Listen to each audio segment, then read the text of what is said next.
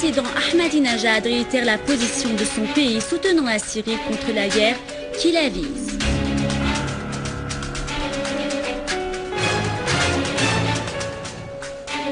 Les unités de l'armée arabe syrienne continuent de pourchasser les groupes terroristes armés leur infligeant de lourdes pertes.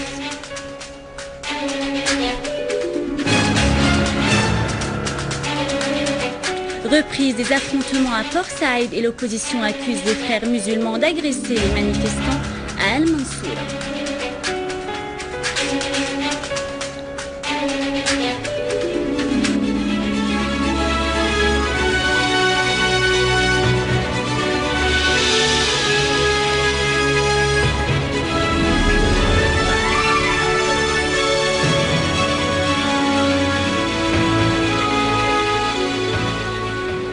Bonsoir mesdames et messieurs, voici le journal.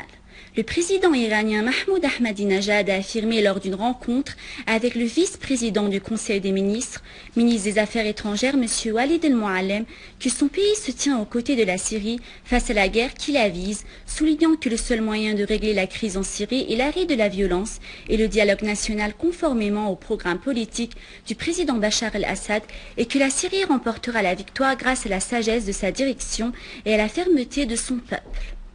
Pour sa part, El-Mouallem a évoqué les derniers développements de la situation en Syrie et les répercussions du complot qui vise à détruire les infrastructures syriennes à travers le soutien des éléments terroristes qui appartiennent à Jabhat al-Nusra et d'autres groupes terroristes financés et entraînés par certains pays régionaux et internationaux pour commettre des actes terroristes contre les citoyens et l'armée syrienne.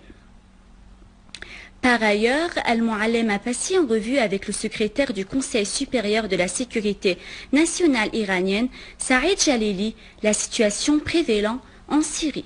Jalili a affirmé la nécessité de poursuivre les consultations et la coordination entre les deux pays, exprimant sa conviction que la Syrie remportera la victoire contre la conspiration grâce à l'unité de son peuple et de son soutien à sa direction.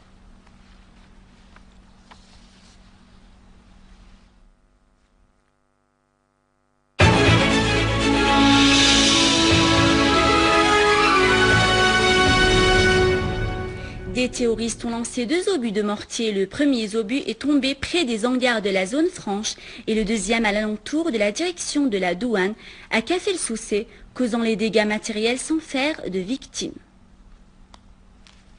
Une source militaire a affirmé que des unités de l'armée arabe syrienne ont riposté à une tentative des groupes terroristes armés qui avaient tenté d'attaquer un poste militaire à Al-Raqqa, faisant grand nombre de terroristes tués, dont 3 de leurs chefs. La même source a ajouté que l'armée a détruit une série de véhicules des terroristes dotés de mitrailleuses lourdes et chargés d'armes, des munitions et un canon anti-aérien. À Deir ez-Zor, une unité de l'armée a mené une opération de l'armée ciblant le repère d'un groupe terroriste dans le quartier Al-Houaïra de la ville de Deir ez-Zor. L'armée a détruit 3 véhicules équipés de mitrailleuses lourdes. Un certain nombre de terroristes tués ont été blessés et tués au cours de cette opération. Dans la région d'Idleb, une unité de l'armée a ciblé des rassemblements et des repères des terroristes dans les zones rurales entourant les villes de Ma'arat Norman, Jericho et Al-Nirab. L'opération a infligé de nombreuses pertes dans les rangs des groupes terroristes. À Hama, l'armée s'est accrochée avec un groupe terroriste près du village de Tel Meleh. L'opération s'est soldée par la mort du terroriste Souhaib Hassan, chef d'un groupe terroriste affilié au front Al-Nusra, dont le gouvernorat de Hama, ainsi que 6 autres terroristes parmi les membres de ce groupe. À Homs, des unités de l'armée ont rétabli la sécurité et la stabilité dans les localités de Jobar, Kefaleya et Al-Sultaniya. Le ratissage de ces localités a permis à l'armée de trouver des caches d'armes et de munitions dans les repères des terroristes. Ces armes comprenaient des mitrailleuses PKC, des fusils russes, des roquettes artisanales, des obus de chars et des lance-grenades, ainsi que des jumelles pour vision nocturne. Le site canadien Global Research a évoqué la mort du journaliste français Olivier Voisin, tué en Syrie dans un rapport sous le titre « Le photographe français tué en Syrie travaillait pour Al-Qaïda ». Le site démontre que le journal britannique Daily Mail a révélé dans son article que le caméraman français a été tué par des éclats d'obus qui l'ont frappé alors qu'il couvrait une opération armée de l'un des groupes au nord de la Syrie. Le site a également remarqué que le Washington Post, qui a reconnu le soutien occidental aux hommes armés en Syrie via des pays voisins, a indiqué que le caméraman français a trouvé lui-même entre les extrémistes en vue d'obtenir des gains, mais ces gains ont provoqué sa mort. Olivier Voisin travaille pour l'organisation Correspondants sans frontières. Cette organisation est financée par un soi-disant comité du don national pour la démocratie domicilié à Washington. En vérité, la fondation du don national pour la démocratie est issue du département d'État américain dont la direction est composée d'un groupe de néoconservateurs et des capitalistes avides de sang et de guerre.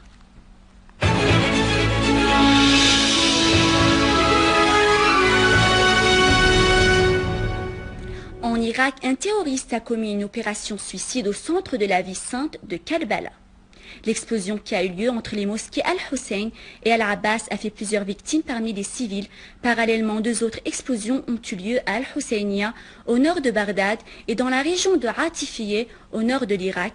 4 personnes, dont un soldat, ont été tuées et 11 autres, dont 3 policiers, ont été blessés dans d'autres explosions.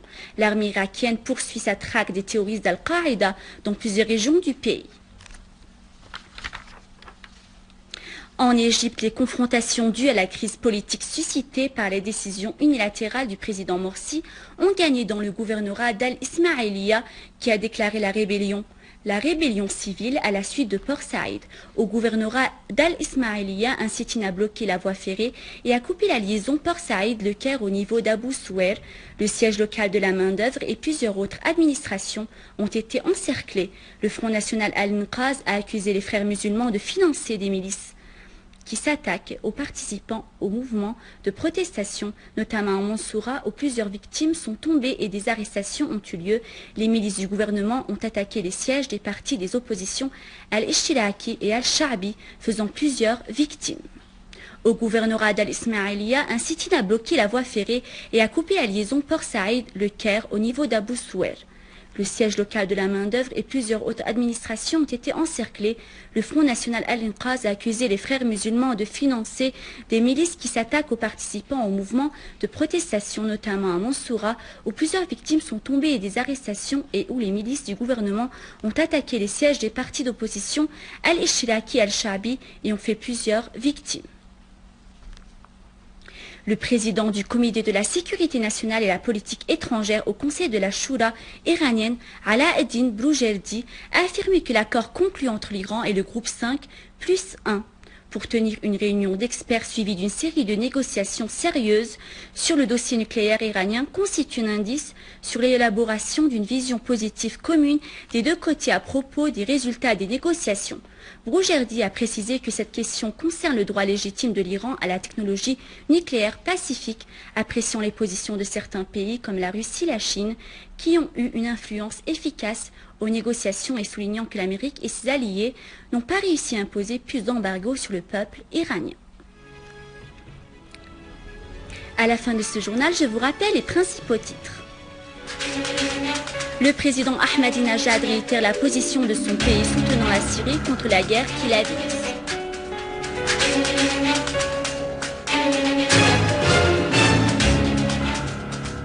Les unités de l'armée arabe syrienne continuent de pourchasser les groupes terroristes armés leur infligeant de lourdes pertes.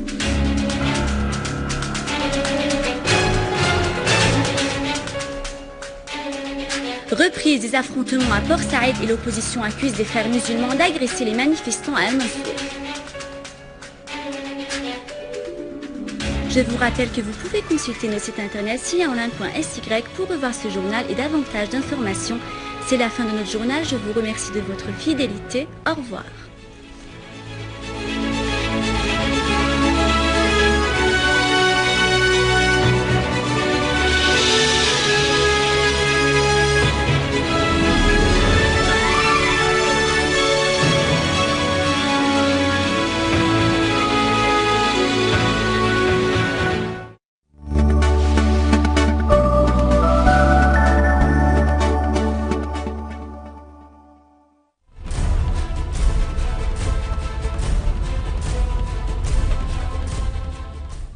سنحاور ونمد يدنا دائما وأبدا للحوار. سنحاور كل من خالفنا بالسياسة وكل من ناقضنا بالمواقف دون أن يكون موقفه مبنيا على المساس بالمبادئ والأسس الوطنية. سنحاور أحزابا وأفرادا لم تبع وطنها للغريب.